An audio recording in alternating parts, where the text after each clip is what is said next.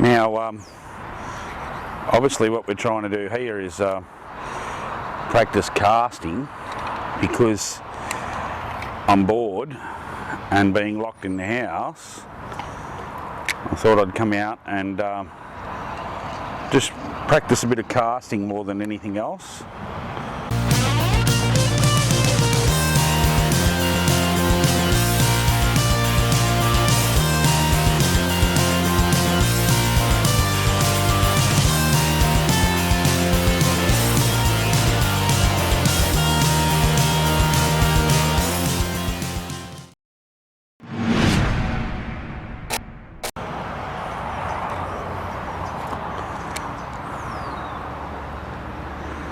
So what I'm going to do, like anyone, you should be practicing your casting. The top guys can land it on a dime, and what we're aiming to do is be able to land it within a couple of centimetres of your target, and it's all about being repetitive. You don't need a pool, you can do it in the backyard. It's just easier that I'm doing it in the pool here. The pool is also a bonus. This is a saltwater pool, so I don't use all my freshwater gear in it. But to see how a lure actually reacts on the bottom, I don't have a waterproof camera to show you. I'm just throwing a jig here at the moment. And yeah, it's all to do with practice. All I'm doing here is just getting warmed up at the moment. I'm just aiming for the other end and just where the leaf catcher is.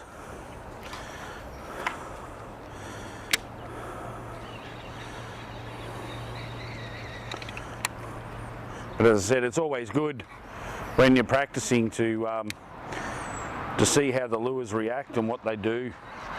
I won't do it in this demonstration. We're just trying to practice our casting, and it's just a repetitive nature.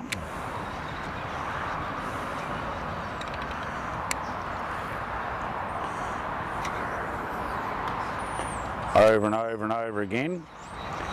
You can practice casting at a bank using the wall of the pool as a bank. So you're landing right on the edge and you're watching it drop straight down.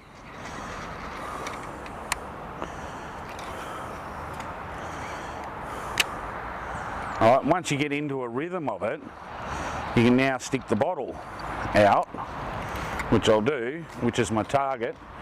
A bit hard when there's wind around, but to have a moving target.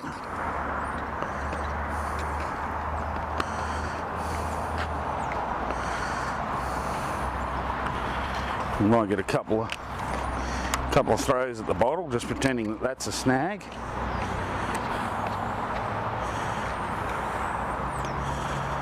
At landing it as close to the bottle as I can.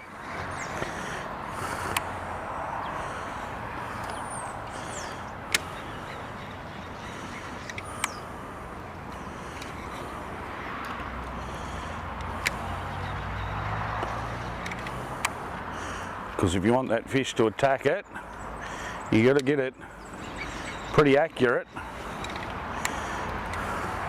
and just from repetitive you'll get used to it. Little flip cast, great for the river. I even do this when I'm fishing for cod with bigger lures, just flipping those stumps or logs at my whaler. On the weekend at St Clair, when you're flipping into the weed holes, you got to be fairly accurate to get it right in that weed hole. You can see here that we're using the edge of the pool as a like the edge of the riverbank, and you want to land it as close to the edge of the pool as you can. If you do come up short, you can see how far away it is from the potential snag at the bottom. So you want to be landing it right near so it can drop right down the snag, and then you can work it out. You want to be in that zone for as long as you can. Land it down. Even to the extent of, I try and practice here where I can land it on the step and it'll sit on the step, and then I pull it off and twitch it down off the step as well.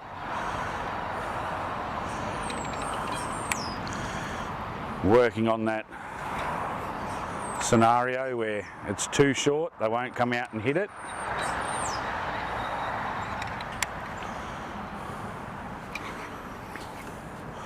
Or where it's perfect, and then you can work it out like a little yabby.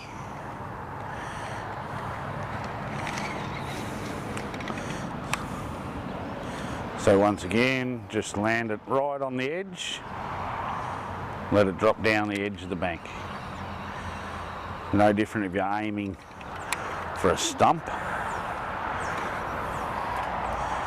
You want it as close as you can possibly get it every cast.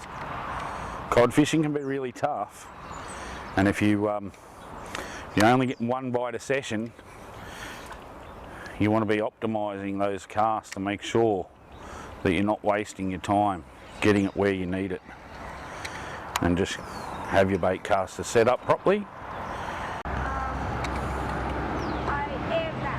Right, so to set up my bait caster, you need to do it for every lure that you're using, whether it be a 3/8, half ounce, heavier or lighter. Make sure that your bait caster is set up perfectly so you can flip those casts out to the edge and where you want it. Alright, and to do that, what you need to do is make sure that you adjust your reel to watch the lure just drop by its own weight, and if it hits the ground it shouldn't backlash by itself. So you can see here, I'll get Harry to come up and zoom in on the reel. Alright, so stand there. So all we're going to do is we're just going to drop that, let it drop at its own weight, and it's not going to backlash. Alright, so once again, just drop it down and no backlash. So then you got your reel set up perfectly. Go back to there. So in a boat you're up a little bit higher, which makes it a little bit easier for the swing. So all I'm doing is a light swing. Alright, just before it hits the water, you're going to thumb it. Alright,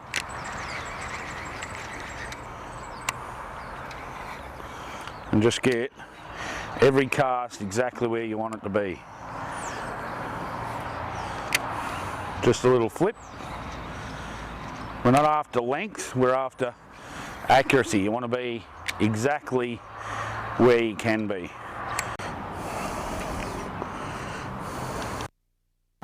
Right, so you can see here I've just set the pool pole up across to give me some overhanging branches or anything like that, and I want to land it underneath that overhang. So now we've got a little bit of overhang and we want to land in underneath it, because the ledge of the pool, the ledge of the bank is a little bit closer, and you've got overhanging trees or branches. So you want to practice so you're not flipping up in the air. You're just getting it in underneath that thing. And once you get good, I'm not good enough to do it, but you could nearly land it all the way back to the other end of the pool underneath that overhang. So there's probably about 12 or 13 feet of overhang there. And you'll watch guys skip them in and stuff like that. But just practice getting it underneath the outside, or the outside of the tree line, if you can imagine that, and practice casting underneath that. And it's just a repetitive nature. Get it down to where you want it, right on the edge of that bank. You'll see guys that'll skip cast it in. You've got to master this really before you skip cast that in. The other thing, I suppose, you got to make sure that you're dropping it on loose line too, because if you start to lift your rod tip up with tight line, you're going to pull that lure, and you've done all that hard work to get it down there, and you're pulling it away 3 or 4 feet from the edge by the time it hits the bottom. So when you're flipping it under and landing it down, just continual practice will get you there.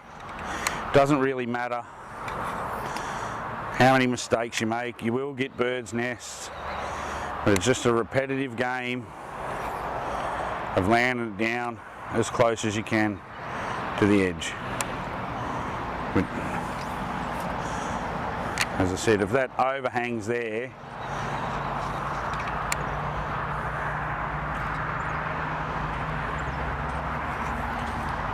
you don't want it landing in the trees.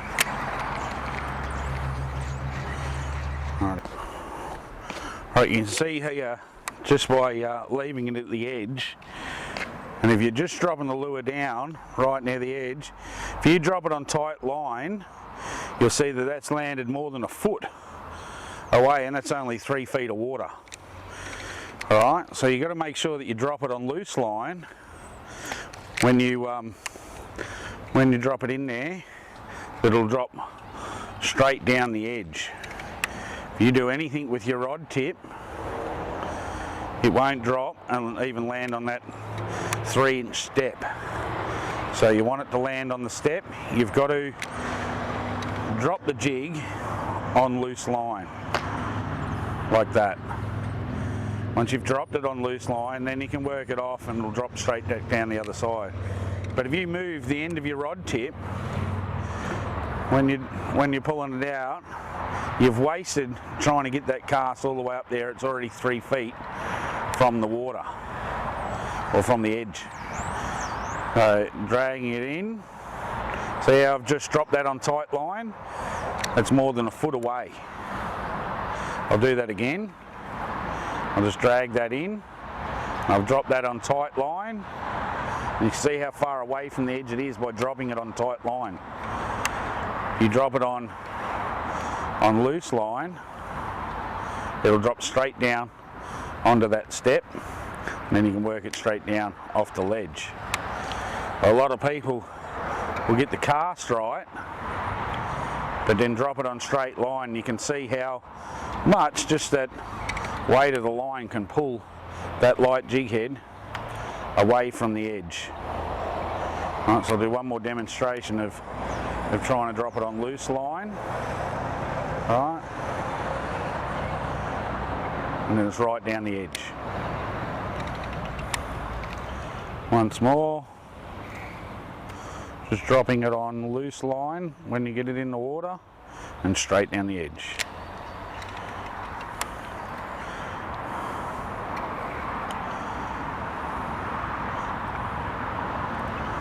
Now I don't know if you can see that jig work there, but you can see why they love them. They look like a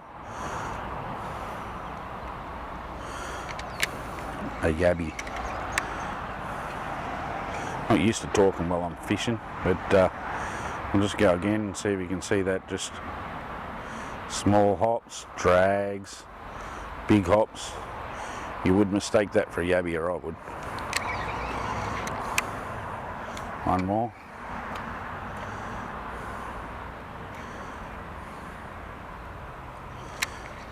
Sometimes I know that at the Richmond River you had to land it on the bank, which was always hard, and then drag it in so you didn't get that big splash, especially with a spinnerbait.